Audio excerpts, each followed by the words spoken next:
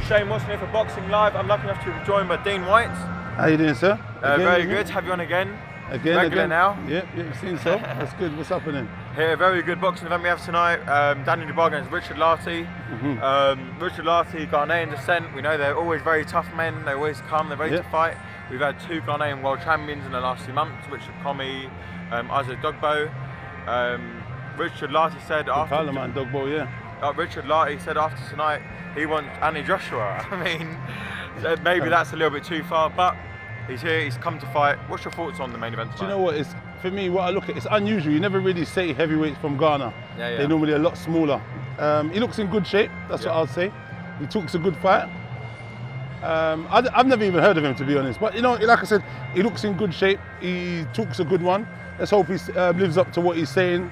And him calling out Joshua is a bit, far-fetched. But he's, like I said, he talks a good game plan. He looks in shape. He looks ready. If his boxing is as good as his mouth, we'll have a good night. I mean, everyone's calling out Joshua these days. I've seen you on Twitter. You want to fight 9 million? You know what? His mind's a bit of banter, but you know what I mean.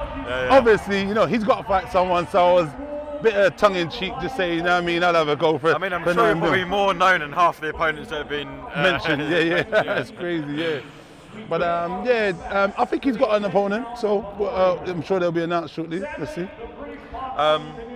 On a little bit more on Richard Lartey, he was originally announced as the Commonwealth manager for Joe Joyce about a year and a bit ago. Okay. It didn't happen for the same reason almost tonight didn't happen, visa issues. Okay. So he's got a bit of credibility about him. What can you expect him to bring down to the bar tonight, which maybe others couldn't bring? All right. What I'll say is this. Like I said, I don't know much about him. It's very unusual. Like I said, you don't tend to hear about heavyweights from Ghana. But what we do know about Ghanaians, they're very durable.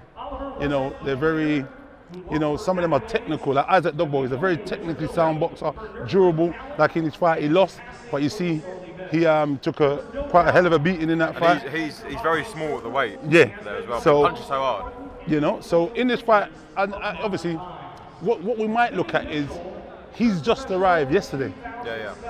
I know they're on the same time difference, but then you still got to take into account long flights. He's not that time to rest. Not time to rest. And then what you got is the mental issue, because all the stress. Am I going to make it? Am I not going to make it? All of that could be weighing on his body. So tonight we'll see. Remember, this is his moment. This is his world title.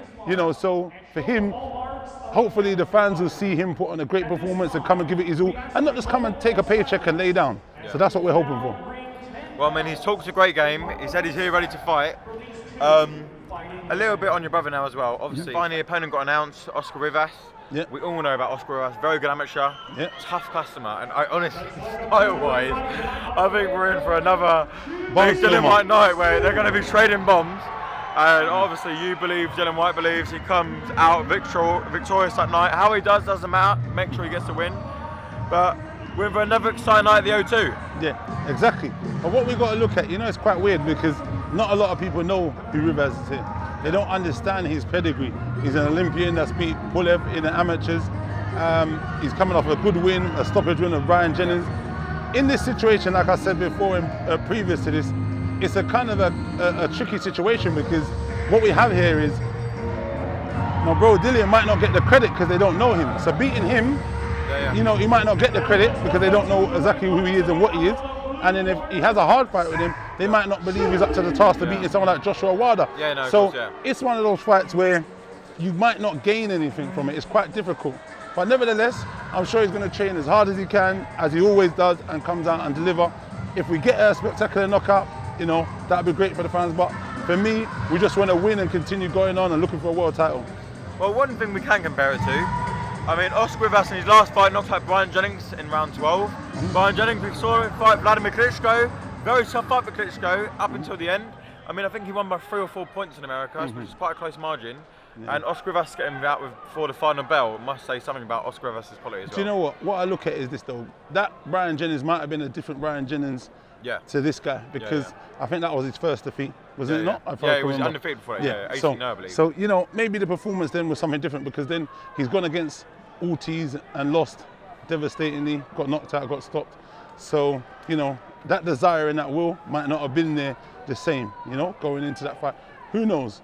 But you know, he done an excellent job. We still can't take it away. He's got the stoppage and he moves forward.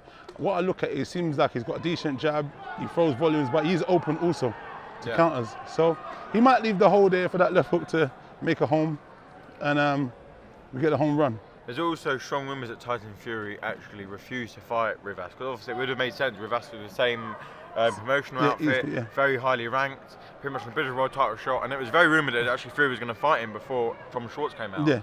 So also I must say he has a bit of a threat with him as well. Do you know what? What you got to look at with Tyson Fury, he's off a long, long time, and we've got to give him the credit that he went and fought the WBC champ, who a lot of people say he was avoiding, or sometimes the business side of it gets in the way and the percentages can't get matched up, or the rights with either who's he with against? Is it Top Rank? Is he with? Top Rank. And then you got Match Warrior. You know, like the clashes sometimes don't make the fights happen. So what you got is he was off nearly 3 years. He's gone there, he's fought him, put up a hell of a performance.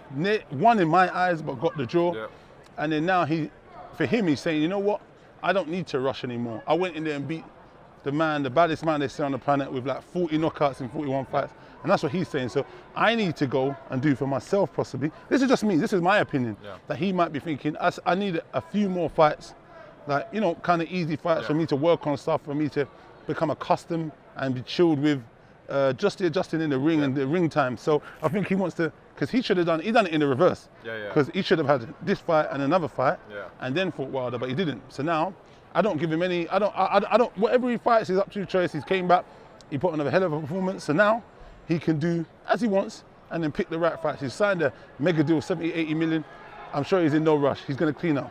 And people forget to mention that Ben Davidson's also a new trainer for him to be working around as well. His whole life, he worked with his own family. I think they're working with Freddie Roach as well still. So, yeah. So it's a joint thing. But yeah, I get what you mean though. So that's what I'm saying. Like it's even learning under Freddie Roach and Ben Davidson, because it's a very new partnership. When you've been with your uncle, who's your family member for your whole life, all that time, he'd have been standard at pretty much since he was a kid. So to move out of that, it's got to be a whole different setup for him as well to go under. But moving on, I want to speak a little bit about yourself now as well. It's not all about everyone else. Obviously, you're a manager in your own right. Is there any other fighters you're looking at tonight that maybe you got your eye on, that you haven't talked with, or you want to manage? No, not really at the set. Not on this particular card. You know, like, you know, the guys that I'm working with now are just Shakan Pitters.